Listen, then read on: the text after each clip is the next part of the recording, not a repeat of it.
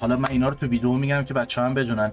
اولا که خب تیر لیست باسه اصلیه، فقط جدا از اون تا اونجا که میشه بر اساس دیفیکالتی و لور قرار نیست جلو بریم. حالا باز دیفیکالتی تا یه حدی منطقی تر ولی انجویمنت.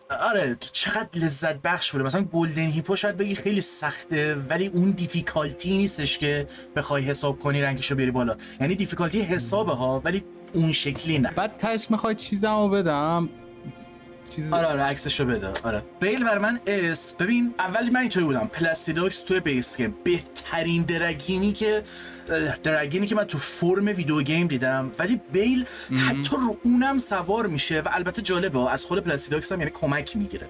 یعنی اگه اون پلاستیداکس نبود بیل شاید اونقدر خفن در نمیاد که تو ببینی دو تا سر پلاستیداکس روی بیله. حالا یه مقدار داره وارد دیزاین میشه، نمیخوام به لور و ایناش کاری داشته باشم، ولی ببین هر چیزی راجع به بیل به نظرم فوق العاده است. یعنی متوجه شدی اصلا من بعد چیز فهمیدم اون دوتا اینقدر فایتش اینتنس بود اصلا من فهمیدم کلای پلاستیداکس میشه. آره اصلا اون اگه تو همون اولش مثلا خیلی بخوای دقت کنی اصلا متوجه میشی، ولی ببین انیمیشنش فوق العاده است. یه پا نداره از دومش استفاده میکنه بیاد سمتت، لایک استخوناش در اومده با استخوناش میاد سمتت، بعد فیز دومش یهو بال در میاره. ببین ایگان هم که دیگه ته قضیه است نگم، مخصوصا که تو اون دوتا درگن پایینیه رو میزنی. نمیدونم تو زدی اون دوتا درگن پایینیه رو؟ نه من اصلا از درگن خیلی بدم میاد. حالا من زدم نمیدونم چون پس شاید ندونی، نمیدونم دقیقاً چه جوری کار میکنه این سیستمه. اون دوتا درگن رو که میزنی درجا صدا خنده میشنوی و من چون ایگانو ندیدم اینجوریام خب این چی داره بهم میخنده؟ بیل داره اون بالا بهم میخنده.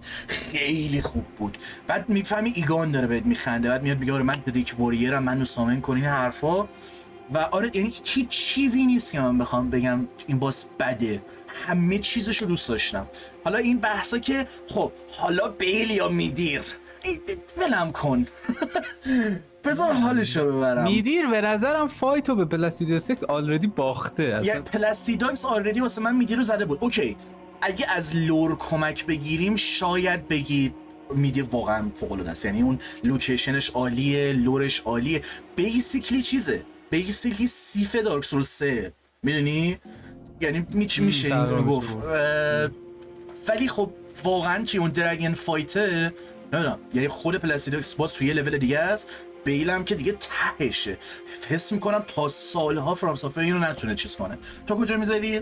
ببین بیل یکی از مهمترین فاکتورهای یعنی متفاوت من و تو این که بود تو با ایگان جنگیدی من بدون اون، سر همون یکم از اون چیز اپیکش بر من کم میکنه. یکی از چیزای دیگهش اینه که فایتش خب خیلی رو پترن میچرخید، یعنی از این نظر دوست داشتم بعضی حرکتاش اصلا پترنش خیلی رو مخم بود. سر همون یکم از مثلا اون فایتش لذتش بر من کم میکنه. مثلا اون لیزر دومیش یه دونه بود که خیلی آی فریمش به نظر من یه چیز شبیه کراس اسلش رادام بود، یعنی تو یه حالتی میتونستی داج بدی یا بعد اشوار کلا یوز بدی یا اینکه خیلی بد فریم پرفکت بشه. اینجور چیزاش یکم رو مخ بود، ولی تو بقیه چیزا خیلی پترن داشت، یعنی باسایی که انگار داری باش میرقصی انقدر پترناشون روونه دوست دارم.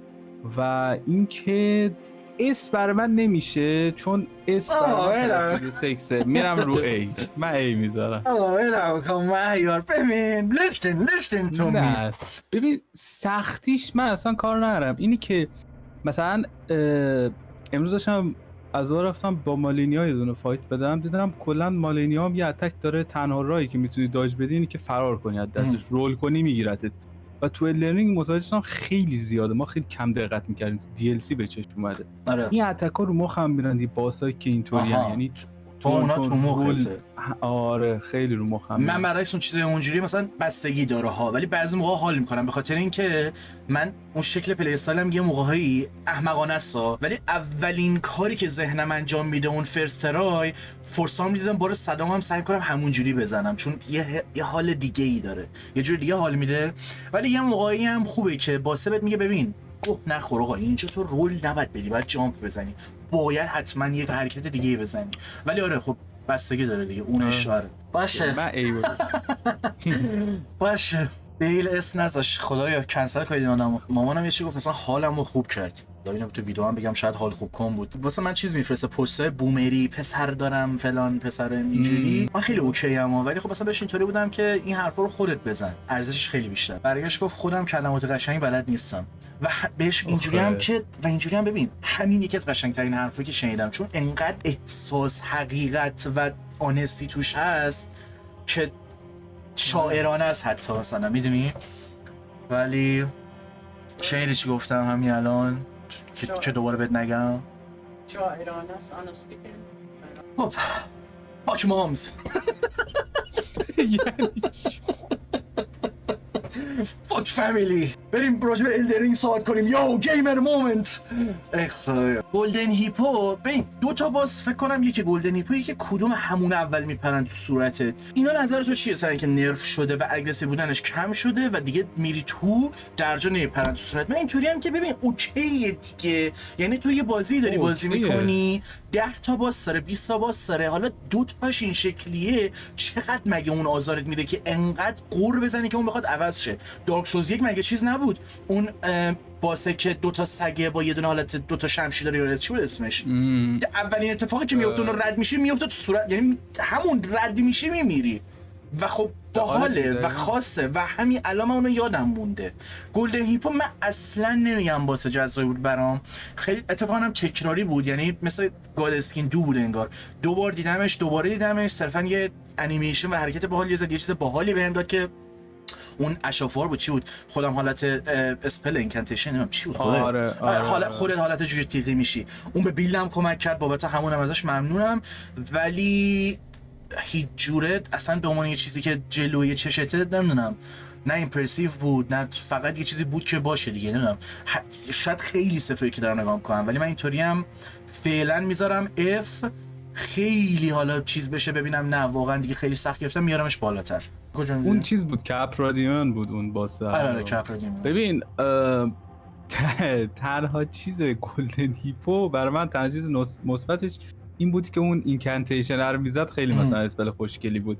بعد یه سری باسا هستن مثلا یه دونه ببر قرمز بود، یا تو کل رومبیرای خود بیس الدن رینگ باسا بهم حس سولز لایک بودن نمیده، اصلا یه جوریه میپرن رو مثلا با اون هیکلشون، بعد کل هیکل دمیج میده، بعد خیلی رو مخمه، یعنی اصلا انگار انوایرمنت انمی ان که اومدن گندهشون کردن، دمیجشون رو بردن بالا صرفا.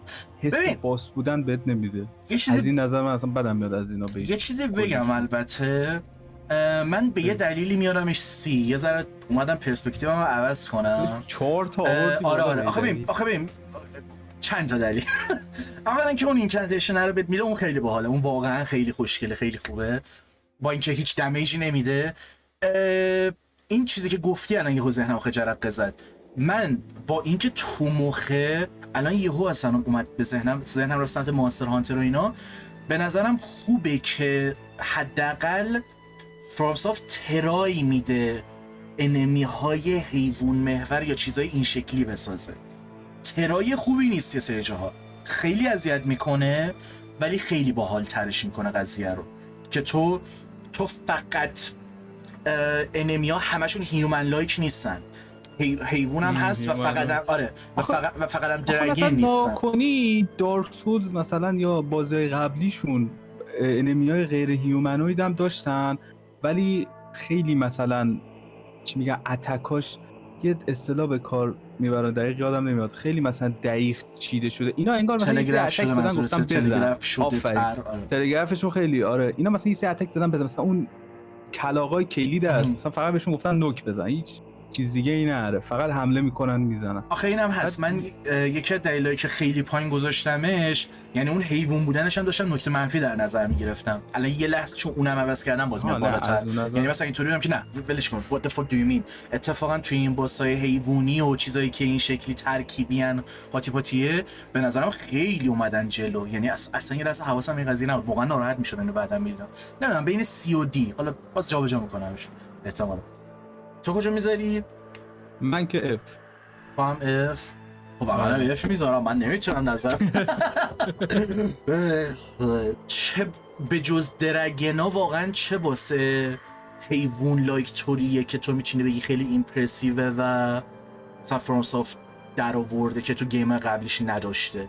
البته سیف رو میتونیم در نظر بگیریم. سیف آره راست میگی، سیف هم مثلا سیف خیلی ته قضیه است. سیفریه سیف واقعا ته قضیه است. دارسوز 2 هم حیوانی زیاد داشت، مثلا حتی آتاشخال هم زیاد بودن اون واسه اونا کار نداره. اون دوتا پتای چیز بودن با اینکه خیلی باسای سختی ان، اونا هم به نظر خیلی بهتر از اینا در اومدن. دوتا پتای نه تو منطقه برفی میان خیلی باسای آره اونا میدونی یه سری چیزا رو یعنی مثلا باید بهش میدونی گلدن هیپو فقط میگم من اف برای من اگه بخوام به یه دلیل بذارمش سی یا دی باید فکر کنم، الان نمیتونم، یعنی الان ته ذهنم نیست. میدونی جفتمونم زوری داره یادم میاد باسای حیوان طوری، یعنی اصلا شاید من یه ویدیو اینطوری درست کنم واقعا حس کنم باحاله، یعنی باسای انیمالی که انیمال لایک طوری که فرام سافت در آورده. حالا چقدر کجا بدتر بوده چقدر بهتر بوده به نظرم خیلی ویدیو باحالی میشه. یادم اومد یه دونه ته شراین آف آمانترای دارک سولز 2 یه دونه باس از شبیه قورباغه است، بعد اسکلت داره ماسکشو میکشه با دست میزنه. اون چقدر خوب بود از این نظر بخوای دقت کنی. اینو داریم میگه اصلا یادم نمیاد و خب این که یادم نمیاد حس میکنم داره بس میشه من میارمش بالاتر. فهمیدم راست میگی. آره راست میگی. ای اف نمیخوای بذاری فقط بذار. آخه میدونیم چون آخه میگم همون اولش یکی از دلایلی که گوشم اف اینجوری بود که واسه حیوانی بود. آخه میدونی من خیلی با دی اس حال کردم سر مثلا یه چیزی مثل دیواین بیست خیلی ایمپرسیو، یعنی انیمیشناش مثلا همه چی بهش میرسیم. مادر آف فینگرز شخصیت مهمیه تو چیزا ولی باسش خیلی بده. این چی بودن ساختن نفهم. یاد قشنگ رام بلادبورن دیگه، یعنی هیچ فرقی با رام نداره برای من. همونقدر بورینگ، همونقدر از رو اجبار مثلا میرم داخل فایت میدم باید. یعنی یه چیز ایمپرسیوی نداشت برای من. نه مثلا بگم موونتاش خیلی جالب بود. حالا یه بلک هول اتکی چی بود ات کرده بودن یکم بعد تکون می‌خورد. بقیه مثلا بیشتر دمیجی هم که سر اون باس می‌خوری از اینی که حوصله نری بازی کنی باش، فوکس نکردی روش. بیشترش همچین باسی هم اف برای من زیاد. یه چیزی که یارم بالا به نظرم بقیه باسا دارم توهین میکنم. ولی یه چیزی میخواستم بگم، رامو مثال زدی، باز میگم یه سه چیز یهو ذهنم جرقه میزنه. دقت کردی با یک سری جاها مهمترین باسا که مثلا همه چی رو ممکنه تغییر بدن دقیقاً یه سری جا احمقانه ترینه. نمیدونم چه جوری همچین چیزی فیل میشه و بارها سعی کردم که فکر کنم شاید در نظر دیزاینی از اینطوریه، چون خب خیلی باحاله. تو میدونی مهمترین کرکتر مثلا این بازی انقدر ضعیفه، انقدر چیزه دورم داره دیگه، ولی مثلا رام فکر کنم دیگه داغون بود، مثلا دیگه تای بود یارو دیگه، ولی آخرای عمرش. نکته اینه حتی لور هم کنارش بذاری در نهایت باسه لذت بخش نیست، یعنی باسه باز حال نمیده. فکر کنم منی که هیچ لور نمیدونم دارم میرم بازی و در نظر من خیلی آشغال میشه. تا صبح بگو مثلا اون باسه چیه تو سکی دیمن آف میست، یه شات میکنی میمیره، یه ایریا کل میستو میبره، اینی که داره فلوت میزنه از بالا میپری. آره سکی رو آره اون مثلا هیچ نبود ولی خب باز مهمه ایریا رو باز خیلی مهمه ولی واقعا هیچ چیز خاصی نداره. چی خوبه که باشه میذاریش اف. ببین من واقعا باید چند تا پوینت بهش بدم به خاطر اینکه تو به این باس که میخوای برسی اصلا محیطش خیلی قشنگه. محیطش خیلی قشنگه. یعنی اگه من گلدن هیپو رو گذاشتم خب من خرم اینو مثلا بذارم زیرو. یعنی محیطش خیلی خوبه. لورش گلدن هیپو رو بیار پایین.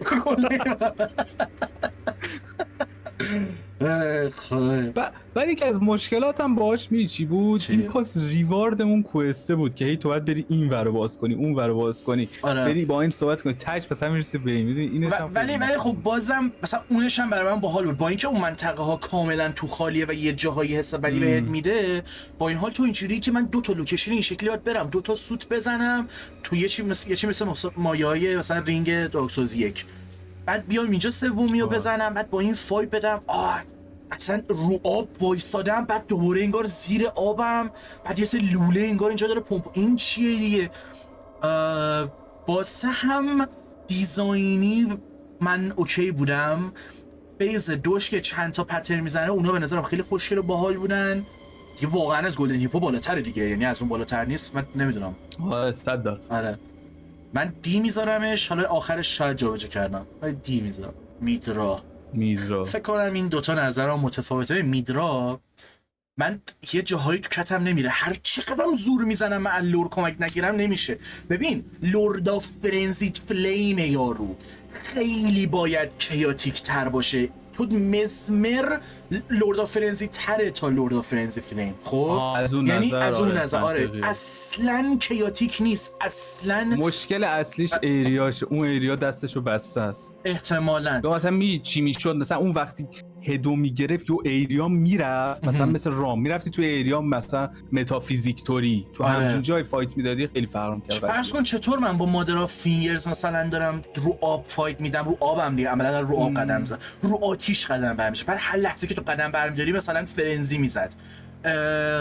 نمیدونم حس میکنم خیلی ویست پتانسیل بود. البته بخوای از لورم کمک بگیری این خود لورد آف فرنزیت اومد وسل، یعنی اون یارو ضعیف بود که آره دائما نوشته که این هیچ وقت نتونست لورد آف فرنزیت فلیم بشه، موفق نشد و اون لحظه هم عملا خودشو میکشه دیگه بیسیکلی. آره ولی از یه میگم چون پرسپکتیو خیلی تاثیر میذاره. خب مثلا من انتظار یه چیز کیاتیک داشتم ولی تو اندی لرنینگ هم در نظر بگی لورد آف فرنزیت فلیم خیلی آروم میاد بالا، خیلی آروم میخنده، یعنی ویلن کندی، یه حالت کند که منظورم اون کندی که دیدی کندی که خفنه یا چقدر چیله یارو، پترناش هم اونجوریه خیلی آروم یه دونه میزنه. بعد تازه من پترنای اینجوری مثلا بدم میاد انگار که هیچی نیست، یارو یه اتک بیشتر نداره، خیلی هم آروم داره میزنه، قشنگ میبینی داره میاد تو صورت ولی نمیتونی رول بدی و یهو وان شاتت میکنه. واسه خیلی راحتی بود، خیلی راحت زدنش و اینم حتی اذیتم کرد.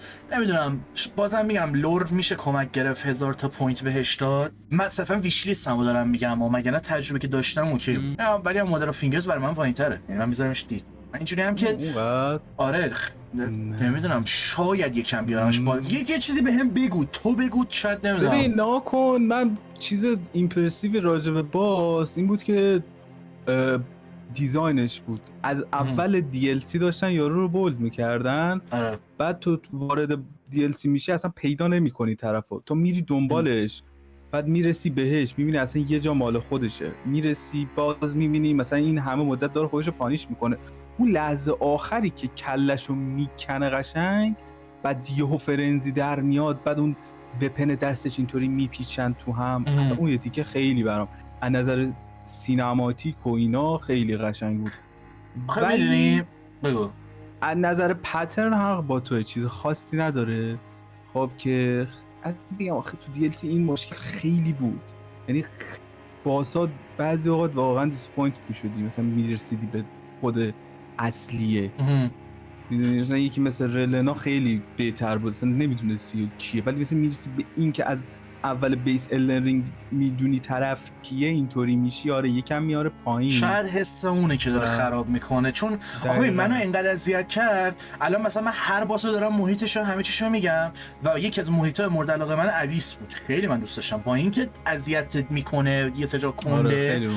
ولی مکانیک تو رو محدود میکنه و از مکانیک استفاده میکنه واسه تو یه اتمسفری درست میکنه. مثلا میدونی تو این محیط رو هم باید رد کنی که برسی به میدرا دیگه، ولی دارم اینا رو جدا میکنم، یعنی یه دابل استاندارد اینجا الان دارم انگار چیز میکنم. ولی میدونی چطوری خوب میشد این باز آستونه. یعنی خب من فکر کنم کلا نیم ساعت تایم گذاشتم پاش. اون فیزش هست که یارو داره دست و پا میزنه. آره. اون فیز تو همون ایریا میزدیش یارو یهو بلند میشد میرسید HP نس کله رو میکند، HP یک رو میزدی خود لورد فرنزیه میومد. اونطوری به نظرم خیلی خوب میشد، ایریا عوض میشد میبرد حالا یه جا دیگه داستان. میدونی تمام ویش لیست دیگه. ببین الان مثلا میگم تو قبول داری که بیایم یه سری بازی‌ها رو نگاه کنیم، یه سری باسا رو مقایسه کنیم میدرا رو باهاش. میدرا اسه اینقدر یه سری جاها خوبه، اینقدر مثلا اصلا تو شروع میکنی تو لورش شد همه چیش عالیه، فوق‌العاده است. ولی خب نمیدونم انگار شاید بیش از حد تقاضا است. بعضی جاش خیلی راش شده. چرا؟ چون اینا دیدن فرا دارن میمیرن، یه سال گذشت خبری نشد، گفتن سال دوم رو رد کنیم، فکر کنم اینا دیوانه میشن دیگه، بستن تاشو. چون نگاه میکنی خیلی جا اصلا میخواستن طبق چیزی که ما میخواستیم ویش لیست ما پیش بریم، فکر کنم نیاز به الرینگ آره خیلی مجبوری میشه. همین چیزی هم که ما داریم میگیم خودش یه فاینال باس میشه تو یه گیم دیگه، یعنی انقدر مثلا میدونه یه سطح چیز انتظار بالاست. آره اینو من چیز دیگه که نیست بخوای بگی، البته نگفتی اصلا کجا میذاری. نه من موندم، من سی میذارم، میخواستم سی و دی مونده بودم. آره پیوتریسنت پیوتریسنت آره پیوتریسنت نایت. سیدگی یه سری باسا هست پترن تو مخه ولی ایمپرسیو نیست اگه پترن رو یاد بگیری. خب این از اونا بود حس میکنم. بیشترین چیزی که مثلا بهم حال داد به واسطه اینکه تلچز بیلد بودم این بود که سکوینم من اون مونه مثلا فلانیو بردارم میرم رو هوا، نیاز نیست جامپ بزنم، در عین حال اتکم میزنم. از این نظر به نظر من واسه اوکی بود، به خاطر اینکه کلا DLC یه سری جاتو نباید واسه اوپنینگ وایسی، باید وسط انیمیشن یارو یه موقعیت پیدا کنی یارو بزنی و مثلا این اجازه رو به من داد که من یه همچین موقعیتی براش پیدا کنم. از اون نظر باحال بود، محیط باحال بود، یعنی دیگه خیلی جای مهمیه. بعد محیطی که میرید نمیگم اونقدر ایمپرسیو میخوای بهش برسی ولی اوکیه، یعنی تا یه حدی تا یه حدی میشه مثلا پوینت بهش داد که بگی باسو باحال تر میکنه، یعنی واقعا رو باسه سوار میشه. الان مثلا خوش این جمله رو گفتم، الان میفهمم، الان فهمیدم دابل استاندارد نیست. چرا واسه میدرا رو من از ابیس جدا میکنم؟ ابیس یه چیز دیگه است، میدرا یه چیز دیگه است. اصلا محیطی که داره تو رو آماده میکنه واسه سه چیزا باز کاملا یه چیز دیگه است. یعنی از محیط نمیتونی سوار کنی باسو بهترش کنی، اصلا هیچ نه استفاده ای میکنه نه کمکی میگیره. یعنی حس کنم بر همونه که دارم جدا میکنه ذهنم. از محیط ایریاش داری میگی؟ آره نه از ابیس تو دارم. آخه ابیس خیلی شبیه همه. من فکر کردم مثلا میگه ابیس هیچ ربطی مثلا به فرنزی فلیم نداره، از این داستان میگه. معمولا تو یه باسی رو که میخوای بری همیشه یه لولی جلوتر هست که اون لول یک سری انمی هایی داره که تو رو معمولا واسه اون باس دقیقاً دارن آماده میکنن. چه واسه مثلا یه سری از اون استاتاش باشه، چه نایتا. آره قشنگ میدونم میریم سمت قشنگ یا یه موقع‌هایی اصلا محیطه همه چی سوار میشه که تو برسی به اون یه جایه. تو فرض کن ابیس رو میری که تهش برسی به یه اتاقی که یه پیرمرد 4 تا کتاب داره میخونه، یه همچین حالتی داره حس میکنم، مثلا شاید سر همون حتی بیشتر اذیت میکنه. ولی آره حالا اون میدرا مهم نیست، بس دیگه زیاد روش سوار نشیم. خیلی اصلا گنگ بود. نانایا کیه فلان از اون نظرم بخوای. نانایا که آره من یه ذره اینجوری بودم که کاراکتر مهمی باید باشه یا همین در همین حد که زنی من دیگه دنبالش نرفتم، انقدر چیزا دیگه مونده. من اونقدر بیخیالش چیزی برام بیخیال شد. این از میدرا بعد حس کنم انقدر پایین آوردم همه چی میدیم پایین. چون میدرا بهتر نیست. مشکلم با پیوتریسنت نایت اینه که تو از قبل ورود به فیشرز میدونی سنتیر 9 پایینه، خب و هی میری جلوتر، هی اسلیپ لیلی بیشتر میبینی، رنگ بنفش بیشتر میشه، میری میرسی یه جا کل مثلا حیوونا تعظیم کردن، خوابیدن، حالا هر چی، میری مثلا اون سقوطو میکنی. من ایریا رو دیدم منتظر یه باس اپیک بودم، یعنی قشنگ ایریا چیز بود، بعد این اومد با اصلا خورد تو ذوقم. باس اونقدر بدی ممکنه نباشه ولی تو ایریاش نمیخورد، تو اون محیط نمیخورد که این مثلا گارد سنترینا باشه یا هر چی. مثلا چیز خیلی قوی‌تر و مثلا اپیکتر و ترسناکتری تو ذهنم بود که یارو بیاد از، چون سنترینا خودش بنده خدا اونجا داغونه دیگه اصلا، شاید حتی یه چیز شیرین‌تر، اسپریچوال توری‌تر شاید حتی. این بیشتر مثلا گارد گادوین بود، من ارتباط بیشتر باش میگرفتم تا اینجا، میدونی، یا مثلا یه کس ماجیک تر باشه، ماجیک بزنه، یا مثلا ماجیک اسلیپ بزنه یا اسلیپ پویزن، یه چی تو این مایه ها که بخونه با اونجا. بعد بر من نمیخوند اصلا همچین چیزی. و قبلش هم آخر چیزی راجع به آندد و اونقدر نداشتیم، بیشتر اون کرما بودن با یه چیزایی که شروع کردن یا اتک دادن. بعدش هم همین بود. حس میکنم نهایت ترایشون بود که یه مقدار روی این قضیه سوار شن دیگه. کجا میذاری پس؟ گفتی اصلا. من میذارم دی. تو هم دی. ببین داشتم تو ذهنم تصور میکردم یکی میاد میگه شما از بازی حتی لذت نبردید. ببین by any means هیتر که نیستیم، عشق کردیم. من میگم مادر آف فینگرز به من حال داده، میدرا حال داده، پیرسن نایت حال داده، گلدن هیپو حتی یه مقدار حال داده. خب ولی دو تا مشکلی سطح انقدر بالاست، یعنی مثلا انتظار انقدر بالاست و خود همین DLC یه چیزی داره مثل مزمیر. خب من نمیتونم پیرسن نایت رو ببرم بالا. یادم را افتادم الان میگه چرا این میگه مزمیر. چرا مزمیر مزمر آقا مزمر. خدایا فرام سافر خودشو با الرینگ بدبخت کرد، چون هر چی بده ما همینا رو بهره بگیم. سر آرمور کشش مگه همین نشد؟ آخه اون که اصلا یه کلا یه داستان دیگه است. نه آخه ببین من اون زمان وقت گذاشتم یه هفته خورده اینا همه یه ریویو تو یوتیوب نشستم دیدم، چون تو چتم نمیرفت چرا این گیم موفق نشد و هر کیو میدم میگفت ما انتظار یه الدرینگ دیگه داشتیم. وقتی یه نفر الدرینگ داده چطوری بعدش هر چیزی میده؟ من خودم هم اونقدر مکباز نیستم میدونی. آره ولی دارم میگم الدرینگ حتی رو اونم تاثیر داشته که حتی میگی هیچ ربطی نداره. یارو اینجوری که اینی که الدرینگ داده چجوری مثلا آره قشنگ فرانس سافر گندش در اومده. یعنی قشنگ بعد گیم‌ها این شکلی بیخیالش از عمد بگه، از عمد بگه نه ما می‌خوایم هابی، می‌خوایم یه ذره اکسپریمنتال. یه مشکل دیگه داشت DLC الدن رینگ، تمام باسا تا قبل باس اصلی که اسپویل شدیم و هیچی تو تریلر بودن. یعنی تو یه نفر ندیدی بگی سورپرایز چی. یا مثلا یکی میدرا اوکی فیز اون یارو کیبودش سورپرایز بود. آره ولی پیرسن نایت بود. بابا هیچ نبود، ما اسپویل نبودیم، انگار از عمد بود. یعنی مثلا از عمد می‌خواست بگه من تو تریلرام همه چی رو بهتون گفتم. نیو فرم اف استرچینگ این کارو اینا یه دور با دارک 3 کردن، دهنشون رو فنا سرویس کردن. چون تو اوپنینگ تریلر تو استوری تریلر دارک 3 کل لوردا رو نشون دادن، بعد فنا دیوانه شده بودن. بعد اوکی کردن تو بازی مثلا بعدشون دیگه همچین خبری نبود. بعد از اون اومدن تو DLC همین کار کردن. خب این همه باس مثلا چه میدونم رلانا رو میذاشید، ما که مثلا پانتیف سالیوان رو دیدیم، کارانا اون دوست دختر آرتورس رو دیدیم، اینو میدیم عشق اینو میذاشید بازی میدیدیم. آخه چیه من یه سری جاها دارم به دیمن سولز فکر میکنم. دیمن سولز اون دیزاین فیلسوفیش اینجوری بود که اصلا تو لودینگ اسکرین هم حتی کاراکترها رو نشون میده. خب و اولین کاری که میکنه تو واسه تو سوال ایجاد میکنه، تو اینجوری که این کیه و هر لحظه اونو دوباره ببینی شاید دیزاین سورپرایز نباشه ولی هر لحظه ببینی سورپرایزش اینه، این ویلنه، این اونه. آخه میگم سر میدیر این شد دیگه ولی بقیه اونقدر چیز خاصی نبود.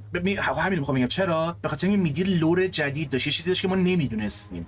چون ما اکثر لورا رو میدونستیم، فرض کن خب ما رادانا اسپویل شده بودیم دیگه، چرا دیگه اون سورپرایز هیتر نداشت؟ چون دیگه لورش از همون اول میتونستیم حدس بزنیم او فاک اوکی پس این کارو داره میکنه. مثلا بیلو نشون دادن، ایریاش هم نشون دادن، خیلی اپیک بود. تنها چیزی که راجبش میدونستیم اینی که به پلاسیدیو ساکس خیانت کرده، جزء اولین دریک هاست و دیگه مثلا این جدید بود. آره تاثیرگذاره، واقعا تاثیرگذاره این قضیه. ولی خود فایتو دیده بودیم، مثلا حتی لیزری که شبیه لیزر میدیر میزدم دیده بودیم، میدونی خیلی چیز نشون دادم به نظرم. الان مثلا میگم باز ولی هنوزم در راستای تعریف از الدرینگ من گلدن هیپو رو ترجیح میدم به باس لیزارد اسپایدرمن. خوبن ولی خب کجا زدیم اصلا؟ چیو؟ میگم خیلی رندوم بود و این لحظه موندم اسپایدرمن دارم میگم بابا. چی اسپایدرمن تو بازی بود؟ What the fuck؟ لیزارد اسپایدرمن خوبه. من میری رو مخم چیه رینوی هر جا میری میره از تو اسپایدرمن 2 رو شروع کردیم رینو بود بابا بس دیگه. رادان اوکی رادان از لور نخوای کمک بگیری خیلی سخته. ما خیلی سخت رادان رو نظر دادن چون میدونستیم. هم اون بچه ما اسپویل شده بودیم، بعد اصلا قبل از اینکه گیم بیاد من یه ریممبرنس دیدم، اصلا نفهمیدم کیه زده بود، فقط لوردن گاد دیگه. ولی تا از توییت بیام بیرون پایینش داده او مای گاد رادان اینجوری. بعد چند روز بعد از اینکه بازی شروع کردم هم یه نفر دیگه توییت سوپرمن میمش گذاشته بود، اینطوری بود که from software making نمیدونم چی، حواسشون خیلی هستش که اکانت اون استاک کنن به خاطر اینکه مالنیا و رادان با هم باهاشون فایت میدی. نگو داشته ترول میکرده ولی خب من اون توییت زد اون مالنیا مالنیا رو میگفتش که مثلا یکی از تئوریاش یارو این بوده که مثلا تو DLC ما بریم رادان و مالینیا رو تو حالت پرایم خودشون باهاش فایت بدیم، مثلا اون شکلی. بعد داشت ترور میکرد، بعد من اونم یه بهونه دیگه شد واسه اسپول دیگه. من اینجوری آقا این 100% دیگه قطعا رادانه. بعد من اسپول بودم به مهیار گفتم ببین من یه چیز اسپویلم بهت نمیگم اسپویل نشی. مهیار هم همین بود و جفتمون یه چیز اسپویل بودیم. آخه بعد DLC تموم میکنی میفهمید سورپرایز دیگه ای نداری که بگی وای اسپویل شدم. یعنی هر کی بگه وای اسپویل شدم رادانه. مطمئناً چیز دیگه ای نداره. بعد مثلا ما همه تو بیس گیم میگفتیم پرایم رادان دیگه چه غولیه، اینو مثلا ببینیم میرینیم تو خودمون. یه اومد اینجا نشون دادن اینطوری شد. من اصلا ببین تو خیلی جهاد میتونی بگی این پرایم رادان نبود. خب اگه پرایم رادان بود ستاره متاره باید میمد تو صورت من، یهو مثلا چه بدونم اسبشو تو حالت پرایم خودش باید میدیدی. آخه میدونی یه چیزی هم هست از نظر لور باز میخوره، این رو بدن رو وسل حس میکنم ویک شده. احتمالاً ممکنه. لعنتی میبینی هر کارش میکنی لور بازم، یعنی خیلی داریم میگم من زورم دارم میزنم من لور کمک نگیریم، چون لور کمک بگیری تو ریتینگش تاثیر نداره. ولی نه آخه برای من مثلا لور شاید مادر آف فینگر مثلا 2 تا رتبه یهو بیاره بالاتر، میدونی؟ از نظر لور تو دوست داشتی گادوینو ببینی؟ من خیلی تو ذوقم خود رادان دیدم جدی. ببین دوست داشتم خود میکالا فایت بدم یا دوست داشتم مثلا اگه خود کسی بیاره گادوینو بیاره. آخه تو من میتونم اینطوری توجیه کنم که بگم من اوکی ام، خوشحالم رادان رو دیدم، کاش گادوینم میدیدم، نه اینکه رادان ازم بگیری، چون من خیلی دوستش داشتم، میدونی؟ خیلی لذت بردم. نه رادان ازم نگیر، مثلا رادان رو بذار یه واسه جدا به نظرم. گادوین چیز کن. بعد چون چرا دوست دارم، چون اگه گادوینو می آورد خب البته گادوین نمیدونم تو چه حالتی می، این دیگه بسی به خود ترانسفر. اگه گادوین همون دیگه گادوین دتو می آورد میکلا لایته، بعد اونجا شادو لایت میشد، قشنگ کانسپت خودش شادو افتری در می اومد. سینما خیلی واقعا گیف برات بفرستم همونه، اجازه بده. یعنی چیزی که تعریف کردی شما از اون نظر بخوایم بریم جلو، خب من خیلی ویش لیست دارم که الدرینگ دیلسیش 1000 تا حرکت میتونست بزنه، کاراکتر جدید میتونست معرفی کنه، اینو میتونست بیاره، اونو میتونست بیاره، یه پیچیدگی متفاوتی میتونست داشته باشه. با این چیزی که من یه موقع‌های اینطوری نگاه میکنم، اگر این چیزی که به من دادی رو بخوای عوض کنی یه چیز بدتر رو قراره بهم بدی، پس ولش کن. همین چیزی که دادی بهم من خیلی دوست دارم. اگه قرار بود یه جور دیگه باشه ولی گند بزنه یا اون حالت ایدئال توی ذهن ما نباشه، به نظرم رادان هنوز خیلی خوبه. فقط من یه چیزی که خیلی اذیتم کرد پارتیکل افکتای فیز 2 بود، میمد جلو دوربین، قشنگ جلو دوربین تو میگرفت و ببین حال به همزن بود. یعنی اصلا من پترن رو نمیتونستم ببینم. وقتی من پترن رو نمیبینم، چون کل فلسفه DLC هم اینه آقا من یه پترنی دارم، فیز 2 اونو 5 برابر بدتر میکنم، اوکی قبول، ولی به شرط اینکه من پترن رو ببینم. نمیتونی صفمو فلش بنگ بزنی بعد پترناتو بدتر کنی که. اینش من خیلی اذیت کرد، یعنی اصلا ذوقمو گرفت، حالمو گرفت، مثلا که من اصلا داشت خورد میشد، 14 FPS داشتم میگرفتم. اون لحظه که گراویتی چیزا رو میزنه که تو رو بکشونه سمت خودش. فلوور بلوسوم میکلا هست میذاره پیلر آف لایت میاد، من فیشم میشد 24 داشتم میدویدم به سمت عقب گیر میکردم وسطش. خیلی رو بعد اونجا بعد تو رول بزنی که تو رو نکشه سمت خودش دیگه، و اون چقدر بعد گارد میگیری میخوری، رول میدی میخوری. خب من چیکار کنم وقتی اونو تو میگی؟ من شانس آوردم سر اون، همه میگن من شانس آوردم فیستاب نمیگرفتم اونقدر سر اون. بعضیا میگن آقا فیستاب میگرفتین نمیتونیم رول کنیم. راست میگی. اونش میام خیلی اذیت کرد، ولی بازم زیر ای نمیارم حقیقتا. یعنی نه منم من مشکل رادانم دقیقا مشکل بیله، اون اتکایی که گفتم خیلی تو مخمه، چون من یادم اواخر رادان انقدر مرده بودم خیلی تمیزی. ببین خیلی خوبه پترناش، میگم اواخر انقدر مرده بودم فیز 1 همیشه نو هیت تقریبا میرفتم، به هیت چیزی که هیت میخوردم کراس اسلشش. بعد مثلا من نو هیت ویدیوها رو میبینم یا روی با اشوار میزنه یا باید خیلی فریم بکنی. مثلا امروز داشتم استریم الایاز رو میدیدم، میگفت واسه اینکه اونا من بدون اشوار نخورم بعد همیشه سمت چپ باس وایستم. یه چیز تو مخه. و یه چیز دیگه این بود که فیز 2 خب اینا اومدن اوکی بیان، چون باز اباحت داره نمیتونن یه بیان ضعیفش کنن. اینا خواستن فایتو چی میگم پیچیده کنن، دیفیکالتیشو ببرن بالا، شلوغش کردن، کاری که هیچ وقت نمیکرد. و این شلوغ بودنه بعضی اوقات آرنجی میشه. مثلا تو داری بر خود با باس فایت میدی، همه چی رو داج دادی و اون پشت دیگه لایت میخوره به آره. من که اونو داج دادم دیگه، چرا باید پانیشم؟ میدونی قضیه پانیش ریوارد رو به هم میزد یکم از اون مثلا اون دوتا مشکلش. ولی خب میگم من زیر ای اصلا نمیارمش. اون نه زیر ای نمیارم.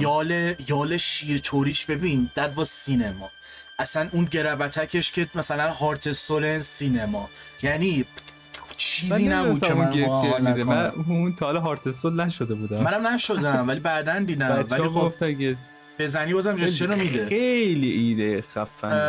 اون اصلا فوق‌العاده بود. بعد منتها یک سری جاهاش که اذیت می‌کردن، الان گفتی یهو منم بزنم مثلا گفتم بگم و به حرفت اضافه کنم حالا کامل باشه تا یه ویدیو سر این که چیز بود. یعنی یک سری جاها اینشو خوشم نیومد. اوکی تو می‌خوای پارتیکل افکت تو دوربینت نره بچسب باس، یعنی باید یه شکل خاصی بازی می‌کردی و باسی که انقدر قویه ویکنسش یه شیلد معمولیه، یعنی تو شیلد برمی‌داری انقدر باس عوض میشه. به خدا من نمیدونم امتحان کردی یا نه، انقدر باس عوض اصلا نمیگم متاها، هر شیلدی برمی‌داری باس کلا میپاچه. و خب نمیدونم یه جورایی حالا شاید به قول تو همون چیزی که میگی، یعنی دیفیکالتی رو نخواستن پایین بیارن، از یه جاهای دیگه برای سوتی دادن و اونجور که باید در نیامده. تو عالی بود.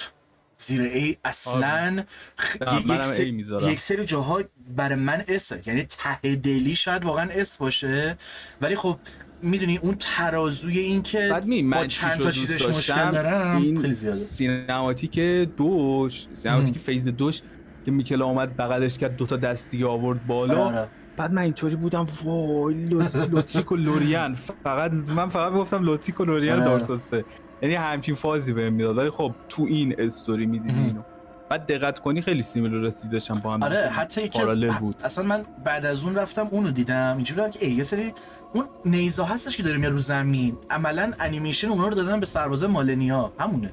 آره اونجور چیزا که خیلی استفاده کردن. ولی شانس آوردیم میکلا هیل نمیکرد، همون سرویس بود.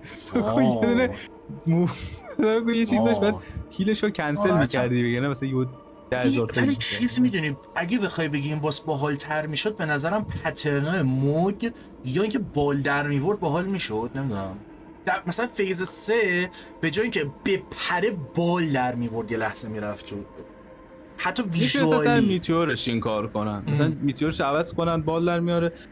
بگم چون خود رادان گراویتی داره یکم بال بهش میدادن یوزلس میشد، چون خوش میاد بالا وای میسه. آره یه سری چیزاش باگ میخوره، آره انقدر اوپی همه چی داره، یه چیزی میگیری یا میدی و کار به هم میخوره. آره لئوناردو شانس آوردیم نیاوردیم بس. ولی ببین لئونارد واقعا چجوری رادان اینو در آوردن خیلی خوبه. وسط فایت داری فایت میدی برای این که رادان نمیخواد لئونارد دمیج بخوره، لئونارد کنه زیر خاک. این چه دیتیلی تو داری به باز اصلا خیلی من نمیدونم. بشه گیگا چت دیدی بودی که یادته که تو لانچ الدن همه میگفتن فاک رادان مثلا اسمش داره اذیت میکنه فلان، بعد رفتن جلوتر همه توی بودن وای ما اشتباه. الان داستان با موگ پیش اومد دیگه، گفتن نمیدونم موگلستر بعد الان فهمیدن یارو ابیوز میشد، ابیوزر نبود. این سر من این یه چیزی رو من نمیفهمم حقیقتا. یعنی البته بستگی داره، الدرینگ 25 میلیون پلیر داشت، ولی اون کسی که پلیر سولزه چطور یه سری کانسپت ها رو متوجه نشده؟ چون سولزا معمولا کانتکست نیستن، یک سری کانسپت هن که هر دفعه فرق میکنه. یکی از اون چیزا اون پور جاجمنتال توه.